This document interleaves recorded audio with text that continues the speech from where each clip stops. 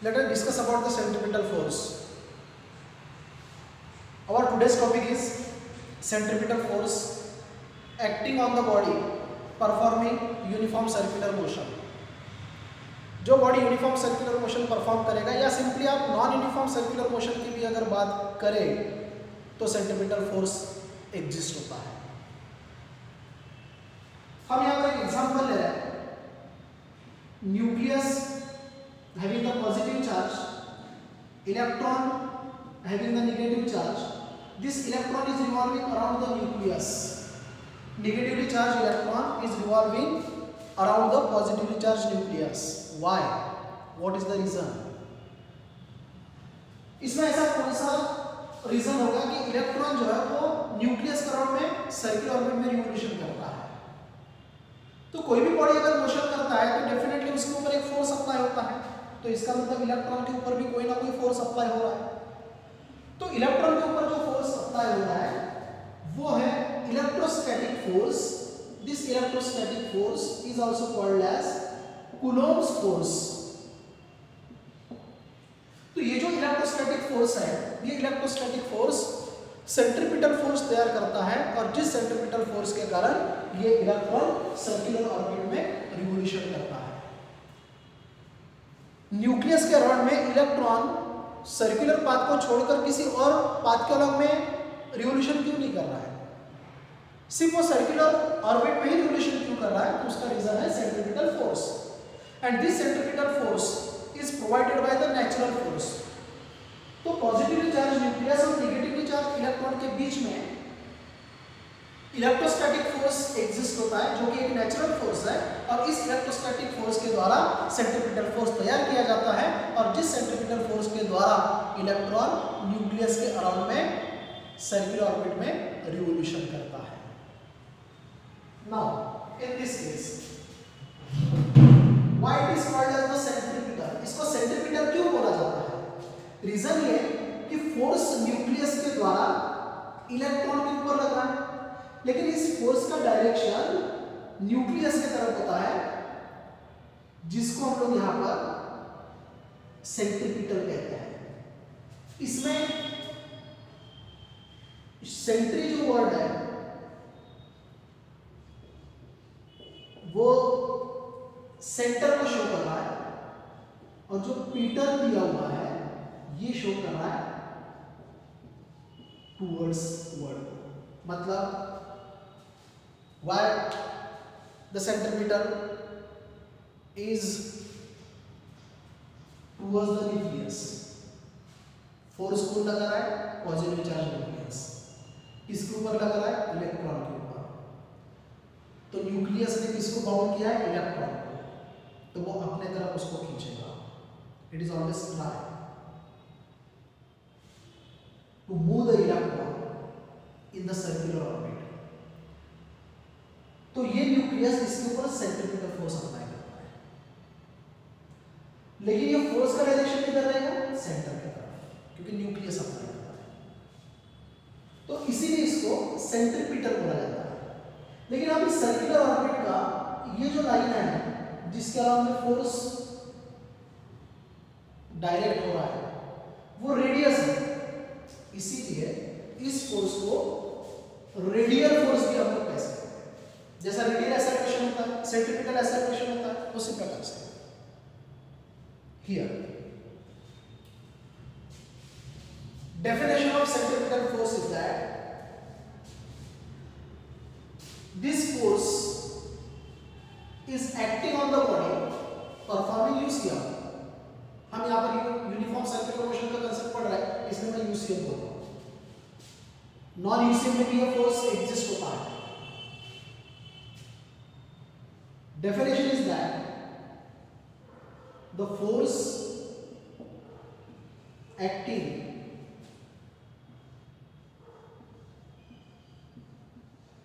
on a body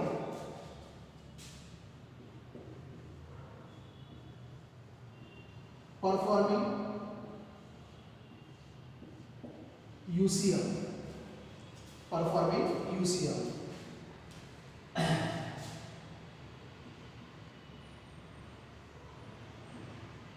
along the radius.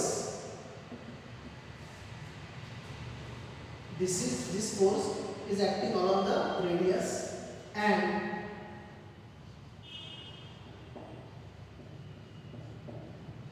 directed towards the center. The force acting on a body performing use here along the radius. First thing. Second thing, directed towards the center is called as centripetal force. इसको हम लोग centripetal force कहते हैं. And this force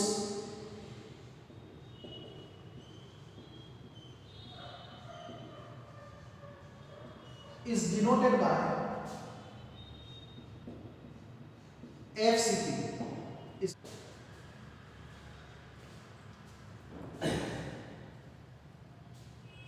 There are some characteristics of centripetal force.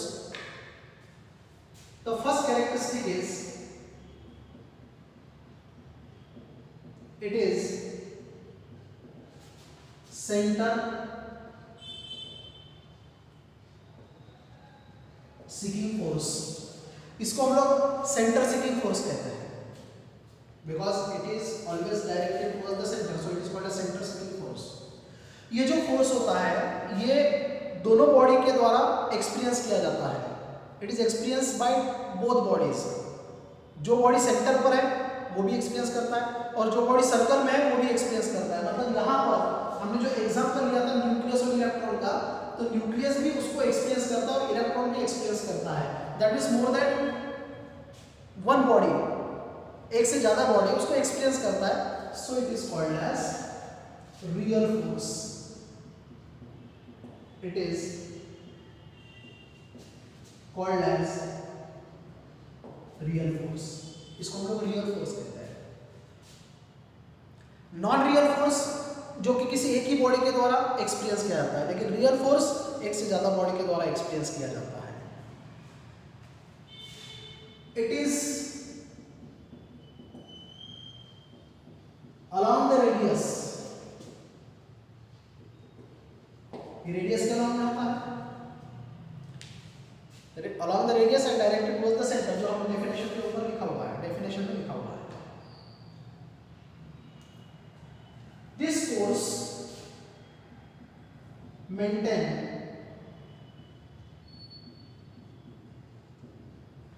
circular motion of body.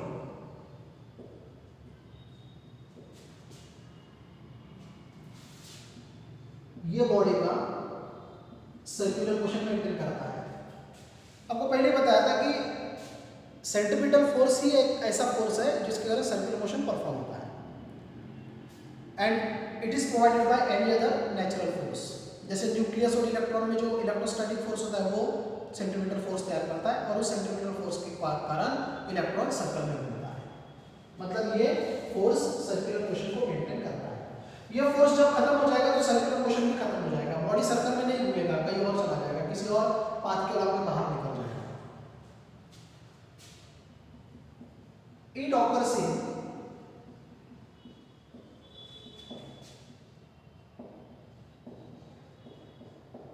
inertia and non-inertial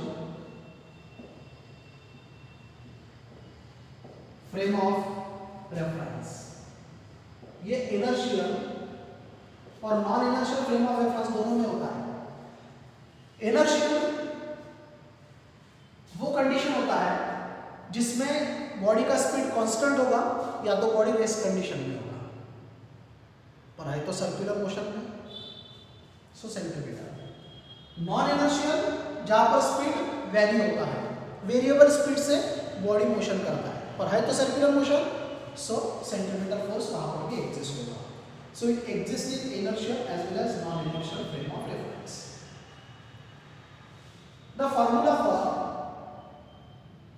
force is general formula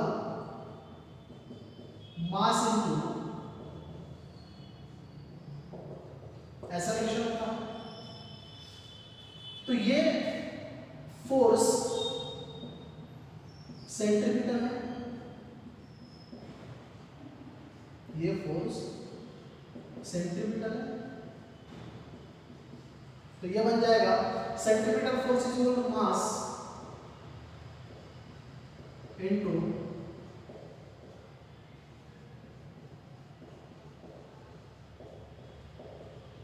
centripetal acceleration.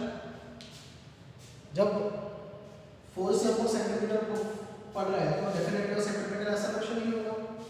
Centripetal force को हम denote करते हैं Fcp से, मास m हो गया और एक्सेलरेशन सेंट्रीपिटल मतलब ACP हो गया।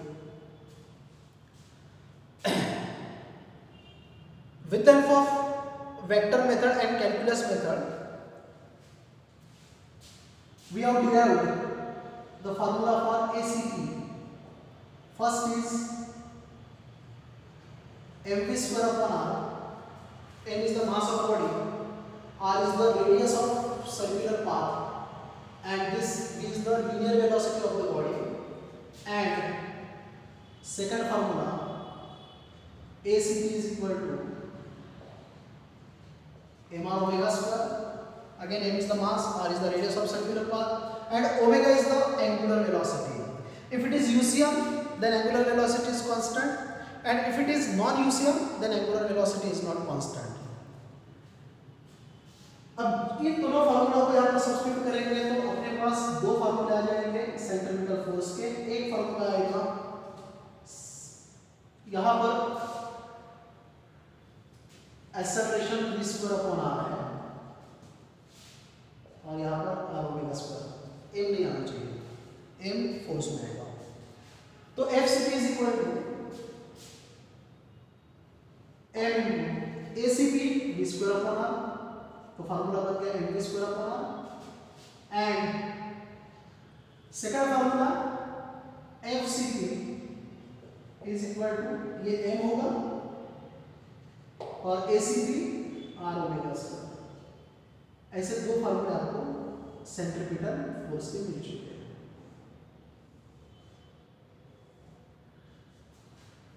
First formula is in terms of linear velocity v and second formula in terms of angular velocity omega. These are the magnitude form of the centripetal force. Force is the directional quantity. So in vector